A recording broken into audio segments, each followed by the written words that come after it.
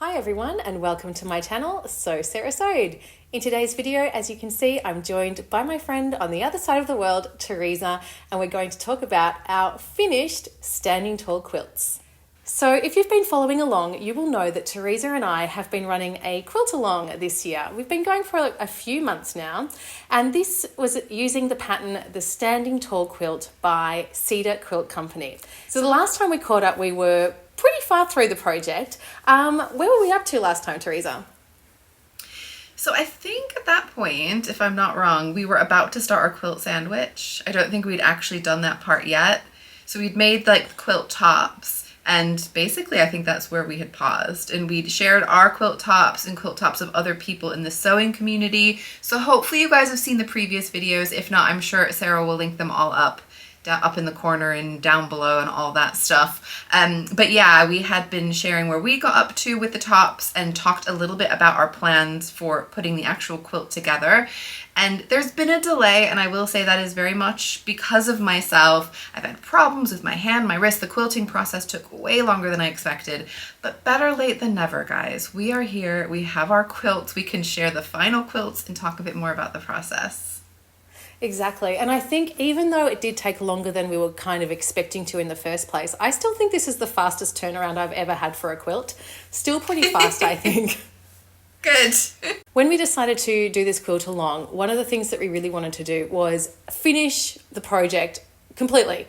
So not just have a quilt top, because I think a lot of us, if we do a quilt along, we do the quilt top. It's the exciting part. We see it all come together. But we really wanted to make sure that we actually finished the project, and we actually have. So we're very excited to talk to you about that. Absolutely. But how did you find the process of like putting your quilt sandwich together? Do you want to talk maybe about the process you used for that? Yes. So for mine, I decided to spray based. I've done that before. This was the biggest quilt I've ever made. And I luckily have a piece of floor big enough that I can do it on the floor.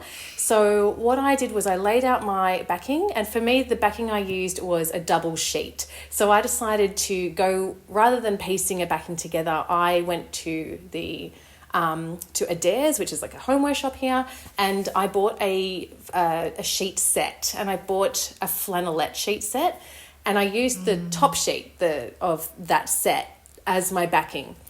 And so I laid that out, and then I put my my batting in, and then I laid out the sheet, and I sprayed it, the whole thing, half at a time, and then did the same thing, sprayed the batting, and then put my quilt over the top.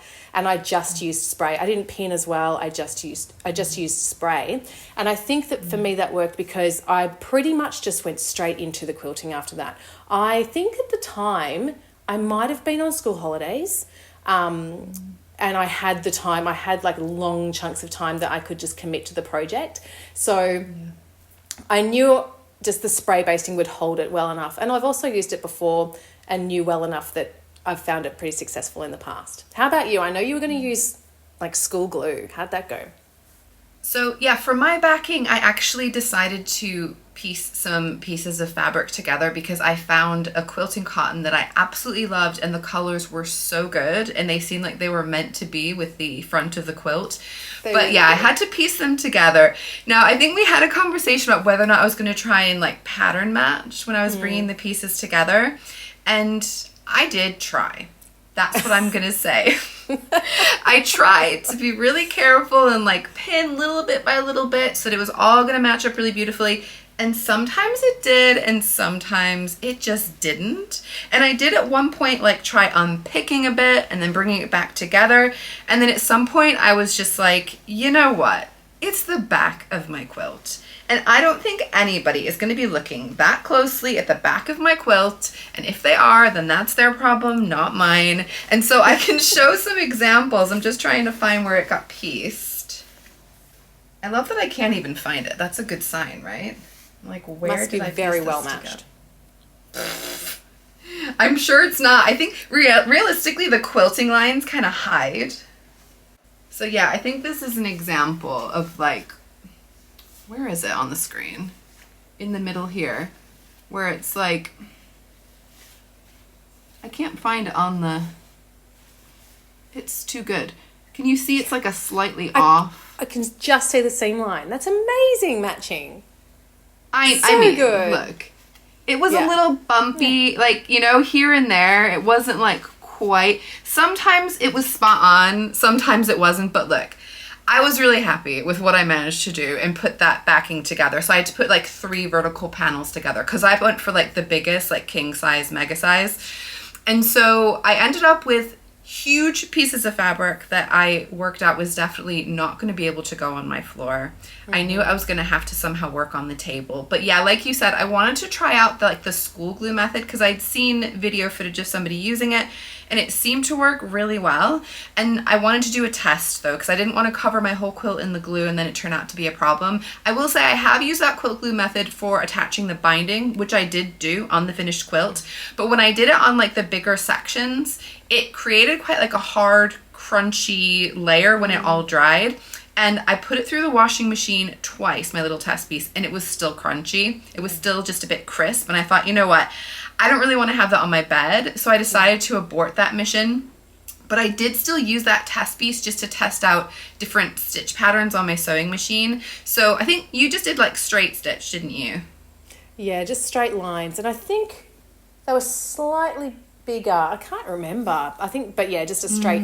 They were not like, they were straightish lines. I wasn't really careful about, you know, and also because obviously, unless your piecing is completely straight, it's not going to be straight lines. So I sort of just embraced the imperfections and just sort of went at an angle sometimes. Yeah, totally. So yeah, I decided, so actually it was one of our viewers had left a comment of maybe trying a different kind of like a decorative stitch. So that way, if you're not able to do a really straight line along the straight lines of this quilt, it wouldn't be as noticeable. And so I did a few tests. I've thrown my test piece. Here we go. And so yeah, like I did the straight line, which was, you probably can't see it terribly well. Maybe I'll give you some photos to share, but like the straight line, I will say it looked okay. I did some like super over the top decorative ones that I realized were going to use so much thread. It was unbelievable. Yeah. But I ended up going for this one. I think it might be called the Serpentine. It's like a kind of a wavy zigzag situation. You might be able to see it a little bit more clearly on the back, but like I said, I'll pop in some pictures. But I basically found that when I did that, it actually created even a little bit more of the kind of puckering effect you get from a quilt after you wash it, and I really like that part of it. And so I felt like it's a win-win. I don't have to be so precise getting exactly on the line. I can kind of veer a little bit, and like you said, when I was going, the vertical lines were relatively like straight along, but when I was going along the horizontal, I realized there was definitely some bits where I had to veer a little bit to try and get back onto the line. But like you said, I think you're not going to notice that, and I feel like it's just kind of the nature of a handmade quilt, which is to me the joy of it. The great things about it is there's kind of those little imperfections. And so yeah, the glue I decided was just a no-go. I did not have enough space to lay the whole thing out to do a spray, and I know you could also potentially spray on like a table or something like that, but the space that I had, I didn't think I was going to have great ventilation. I didn't know how well that was going to work for me, so I decided to just go old school and use some pins. So I got these like Quilting, I'm sure you're familiar, these like little bumpy quilt pins, and I did some table basting. So I got the biggest table I had, which is not that big, guys. It's this table behind me. You can't see it quite on screen, but it's my sewing table that kind of opens out 2 ends. It's not huge, but basically I did it kind of section by section where I pulled it really taut, and then I used these, they're called like bulldog clips, to clip it to the edge of the table to pull it really nice and taut, and then I kind of pinned as I went. And I have to say it went quicker than I expected. I wasn't sure. I felt like that part was maybe going to be really tedious, and I did have to take some breaks because like I said, I've got some issues with my wrists and stuff, but it really wasn't too bad. I think it ended up being like maybe 8 little sections that I was pinning together, and then everything was really nice and neat, and I felt really confident when I was going to start the quilting that nothing was going to shift. That is the nice thing for me with the pinning, because when I've sprayed before, I didn't feel like it stuck fully in all areas, and I was a bit worried with such a big quilt that things might shift, and so I felt good with the pins, and I think that's probably what I would do in the future. Oh, that's good. So as I said, I was pretty much ready to go. Straight away, I did the basting, and then I was excited to get quilting, and I felt pretty confident about it. I had quilted a smaller quilt just like a month or 2 earlier, and I felt like I was I was ready to just go and I knew what I was doing. Unfortunately for me, I made like the biggest error, I think, that you can make when you are quilting, or maybe not the biggest, but really, I was so disappointed in myself, so upset with myself. Sarah. I really was. I had to step away. My heart rate, if I looked at my, I've got an Apple Watch. I reckon if I looked at the stats on my heart rate that morning, it would have just raced, because I realised I was so silly. So when you're doing the quilting, and I knew this and I've done it before, you're supposed to start from the middle and then work your way out, because then you can be pressing out those creases. Yeah, yeah. And somehow in my head, because I was trying to wrangle it through my machine, I started from the edge and I worked into the middle. And it was looking amazing. I loved it so much. I did one side, it was all great. And then I went from the other side and I worked into the middle. Other side to the middle.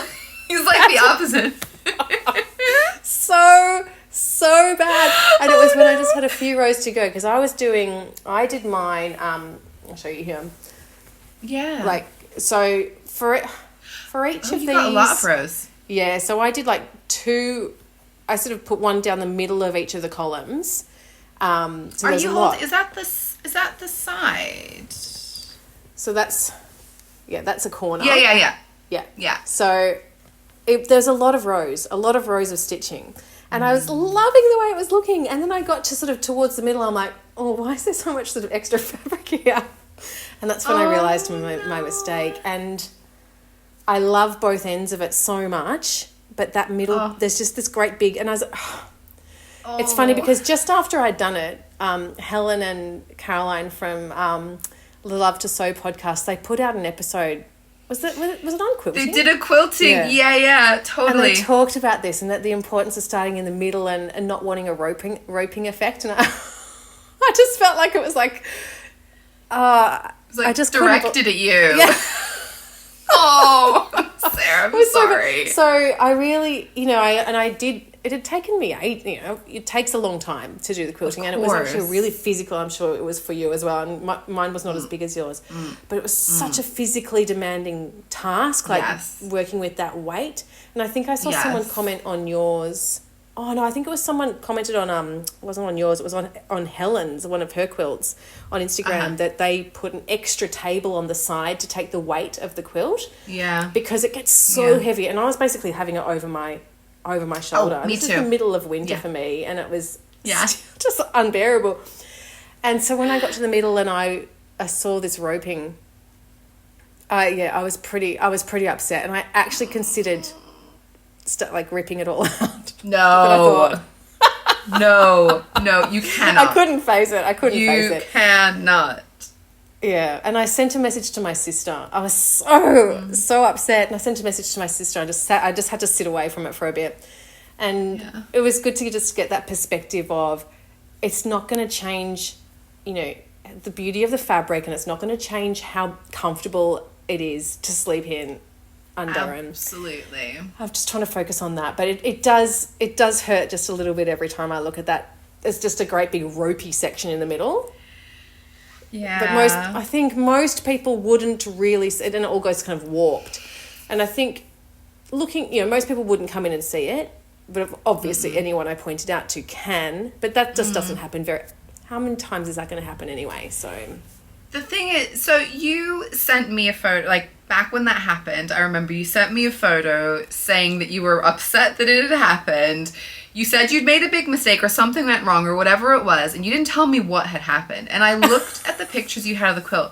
I was zooming in, what is she even, I literally could not see. And I was trying to see because you told me there was something wrong. Then when you told me specifically, I was like, okay, now I can see it. But genuinely, it is. I know when you make a mistake in your mind, it's focus, big circle around it. But I could not see it even when I was trying to find a mistake. I think it's so subtle. I think especially when it's washed and everything gets a little kind of bunchy up anyway, I think it's so minimal. I know it's awful when you know you've made that mistake, but I think it's beautiful, and I think it is honestly such a small detail. I would not worry about. I would not be thinking about it if it was my quilt. Yeah. And honestly, I actually haven't washed it yet, so maybe when I do, that it will be less obvious. Hopefully. Yeah. Yeah. Did yours all go smoothly? You haven't washed it yet. Nah, I know. Is that weird? I don't know. I feel like that kind of makes it a full quilt. Okay. I don't know. It's not finished until it's washed, maybe. I don't know. Because it changes the texture, you know? And like the Well, now that stitch we're lines, getting warmer things get a little more weather- puffy. Yeah, I reckon, okay, next time we get a good, warm day where I've got time, I'll do it. Yeah. Yeah. But I've been sleeping under it, and it feels beautiful. Yeah, but just disappointed. And look, and I'm also trying to focus, this is the other thing I'm trying to focus on, is the lesson that I learned. You know, I won't ever do it again. You will not. So- You will not. And hopefully other people can learn from this as well. No, it's true. It's true. I mean, the reality is all of us, you know, as much as we know all the things that we should be doing, sometimes your brain isn't there in the moment, and you're in the zone, you're doing something. You were enjoying the process. And I think that's really important as well. I enjoyed up to those last couple of lines. Yeah. And I'm so impressed with how straight your lines look. Like, I'm sure they're not perfect, but when you held up that corner, I was like, man, like, that is neat. That is nice. Because you had so many lines as well. Yeah, and I think because of the design, because you are I was just following the columns, and so, and I also used my quilting. I've got like one of the quilting, like a walking foot that's got like a little bar that comes out. Yeah. So I set that. I gives think it was to 1 inch. measurement. Yeah, and it did make it obvious that not all of my columns were exactly right, but it did help with trying to space them out nicely. So. It appears straight, and that's that the main is thing. all that really matters, isn't it? Yeah, I definitely found the actual quilting process, like putting it all through my sewing machine, was intense. It was a lot. And I was doing the thing where, I mean, you probably did the same, where you kind of like roll the sides up so that you can get it through the arm of the machine. And so because I was starting from the middle, like I've been told I should do. Well done.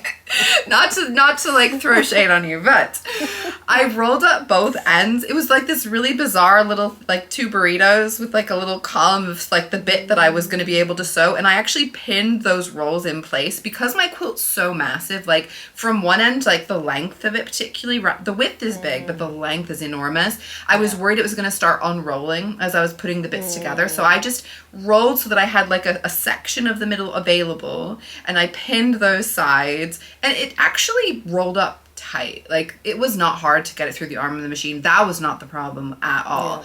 The main issue that I found, especially because it was such a long quilt, as it's going through the machine, I had to like lay it over myself, like over my shoulder and on my body, and kind of lift sections up to get through the machine.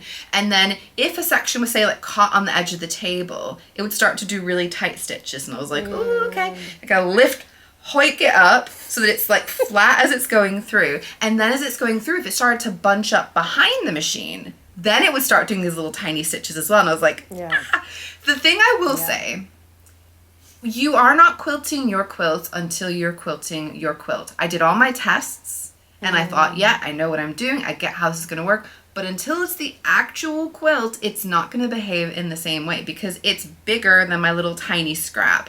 And so I had to learn those lessons the hard way. And unfortunately, I had to learn them right in the middle of my quilt because that's where I started my quilting. So like my middle rows are my worst rows. So it's just this kind of ironic, you kind of can't win. Right? Like you can't win. Either you start off in the middle and then you're like, oh, oops, I should be doing it like this. And then the rest of your quilt is beautiful. Or you start off on the end and then your end's like, it's the end. And then when you get to the middle, it's all misaligned. Don't do that. It's not, you know what? I think either way, we have beautiful quilts. I'm not worried about the fact that the middle sections have these little where they should be a lot more loose. It's a detail. It's definitely a detail. But yeah, I will say it was quite a physical task to be able to like maneuver. A serious workout, right? Wasn't it? Yeah. It was. And then did you end up binding with the same as your the background fabric? I did, yeah. So I cut the pieces out originally, like when I cut the actual fabric out, because it had a section for the binding pieces. I don't think it's as fun on the front because you basically, you can't see it terribly well. But I like to have that coming through, like the same main color that's on the front to be on the back as well. I feel like it's just nice to have that cohesive. You did a different one, didn't you? I'm just looking at the quilt behind you. I did. I love a striped binding. I just love it. So I decided to go with a pink, I think they're 1/4-inch stripes. And then that's cute on the front. I do love the effect, to be honest. So yeah. And at that point I was kind of over like the heartbreak of and I enjoyed putting that on again and just seeing just the way it played with the fabrics again. So I was really happy with that choice. And that was just a Devon Stone. I might have been a Tilda basic actually. So all of these are Tildas. And I think this was a Tilda, like a basic. They've got Tilda basic stripes in different widths. I think that was that as well. So yeah. I had never thought of a striped binding. That's such a nice idea. And it is a great effect. Yeah. It's really fun. Yeah. And it works well because this quilt has so many like straight lines. So it's just like a nice addition to that. Oh, and I should say as well, I did not do my quilt lines as close together as you did at all. Like not even close. So I looked at my quilt batting at how close they needed to be. I did closer than that. But what I ended up doing was basically on the vertical lines, I just quilted where there was the white. I didn't even quilt in the middle of the colors. Oh, yeah. I just did the middle of the white sections, and then on the horizontal, I also did one just in the middle of those rows as well as on like the white sections. And I feel like the nice thing when I have this patterned like dark colored back, I feel like you can really see, it probably won't come up on camera, but you can see the quilt lines. And there's a really nice effect with the pattern of these rectangles. And I really appreciate, I've got this upside down, but you get the idea. But yeah, I feel like I really can appreciate those straight lines. They look really cool on the back as well. But yeah, I feel like for me, that was definitely ample quilting. I didn't need to do more rows than that. I think. I don't reckon I needed to do that many, but I do like the effect of it, and so it looks beautiful. It looks so beautiful.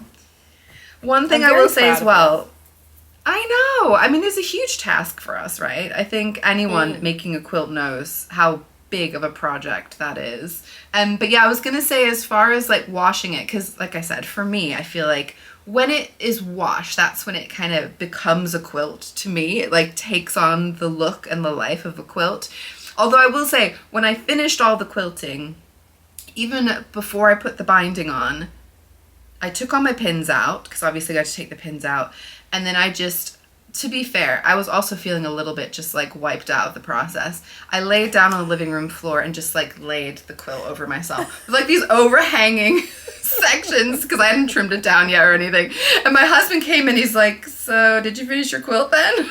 It's like, I'm just having a moment with my quilt. Mammoth effort. Yes. I know. And then the binding was the easy part. Like, there was nothing, right? Wasn't it? Like, so easy. Binding was like, so satisfying and easy to do. Yeah. But yeah, so I wanted to wash my quilt, but I don't have a huge washing machine, and this quilt is a beast, and I actually didn't feel like it was gonna wash well in the washing machine, so I decided I was gonna take it to the laundromat. There's another name in the UK. Do you call it laundromat in Australia? Yeah, or coin laundry. But usually whatever. laundromat. Yeah, we know. Yeah. A place you go and you pay and you do your laundry. So I went to one I've never been to one in the UK, but it was one like quite local to us. And it was really fun. It looks very retro. Like they haven't updated it. Like the looks and the colors of all the washing machines was like super 70s looking. I'll have to show you guys a picture. And I did a little video footage because when it went into like the tumble dryer, it was so fun to see all the colors of my quilt bouncing around. I felt like a little kid like watching the washing machine and feeling so excited. And when it came out of the tumble dryer and it was really cozy and warm, I had to like drape it around myself. I took a picture because I was just feeling so just happy that I'd made this quilt and now I can just cover myself in it and feel all the love and the effort that I've put into it. It was just such a satisfying moment to feel like it was like done and it can go onto the bed. And we've been sleeping under it and it's been perfect. I didn't want it to be too super warm So this is a cotton bamboo blend, my batting, and I sort of asked around and thought about what I wanted to do because I have a really thick goose feather down duvet that I use in the winter time. But I was looking to have something to wear on like colder evenings, cold nights when it's getting into like the autumn and spring, even like cold summer nights. And I feel like this has been absolutely perfect now that we're in the fall. It's been the exact right layer. It feels slightly heavy, but not overly, just in like a nice cozy way. It's relatively thin, but super warm, like just the right amount. So I'm loving it. And I feel like it is just, even though there were stages where I was thinking, what in the world am I doing? Which happens when I make a quilt. I don't know if you go through this, but during the actual like quilting process, there are points where I regret my choices and I'm like, what in the world am I doing? But I know when I get through the other side, it is like totally worth it. Like every step of the process, it is so wonderful. I've made quilts for other people and this is the first one I've made for myself, and there's nothing better than just like laying under the quilt that you've made and just feeling that hug from yourself. Yeah. Oh, it's such a huge job. So, you know, finishing it, yeah, it's a massive achievement. And yours was enormous. And you also had an injury, which wouldn't have, you know, which made it doubly hard. So that didn't help, no. We will put in a slideshow at the end of this video of our finished quilts, but also we've got a few people who have participated in the quilt along with us who have shared theirs as well, which has been so amazing to see. And I just want to say well done to everyone who's finished their quilt. We've actually seen a few people who have tagged us in their completely finished quilts as well. So that was awesome. And we'll put pictures of those in at the end in a slideshow. We'll put our pictures in there too, so you can see them. And we definitely still want to keep seeing your quilts. So if you were joining in, or maybe you haven't even started yet, but we would love to see more of these. Yeah, and no judgment if you take years to finish it. We still will love to see it. If you tag us in, we'll love it. I mean, I will say, like, we were hosting this challenge and I'm like 2 months late basically. So definitely we're cool with people not finishing on time. We know that, you know, things take more time than you expect. Life gets in the way, but we would definitely love to see your finished quilt whenever you finish it. Please do tag us. Send us photos on an email if you're not on Instagram. You know, share on YouTube and make sure you tag us so we can see them if you're a YouTuber as well. It's been so wonderful. Definitely that's been the biggest highlight of the process for me. Like, as much as I love having my quilt and having the finished quilt, getting to see everyone's progress and updates and feeling like we were doing it all together was just so nice. Yes, and thank you so much for doing this collaboration with me, Theresa, because having this timeline has definitely kept me motivated and excited, and chatting with you about it has been really, really fun as well. Oh, it's been my first quilt along as well, so thank you for taking me in the process of doing a quilt along. It was so fun, and I'm really glad that you asked if I wanted to do it with you. We definitely both wanted to make this quilt, so it was absolutely the perfect opportunity. And I'm sure everyone else who joined in, and even those of you guys who were just watching, enjoyed watching the process as well. So thank you so much for joining us, everyone, whether you sewed along with us or whether you were here just to see the quilting. We really appreciate you being here, and we'll look forward to seeing you in our next videos. Oh, thanks again for having me on your channel, Sarah, and nice to meet all of you who do not know me. I'm Lost My Thread. If you guys are not familiar with me, you can hop over to my channel to see the other videos where we talked about our quilts. See ya. See you. Bye.